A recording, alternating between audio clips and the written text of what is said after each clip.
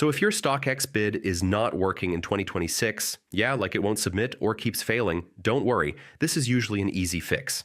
First, refresh the page or restart the app. Sometimes the bid fails just because of a temporary glitch. Next, make sure your internet is stable. A weak connection can stop your bid from going through. Now check if your app or browser is updated. Old versions can cause bidding errors. Next, clear your browser cache or app data. Corrupted data can block the bidding system. Now make sure your payment method is valid. If your card or PayPal has issues, the bid won't go through. Next, confirm your email address. Unverified accounts sometimes cannot place bids. Now try switching devices. Sometimes the issue is just your browser or phone app. Finally, if nothing works, StockX might be down temporarily, so wait and try again later, and that's it. That's how you fix StockX bid not working step by step in 2026.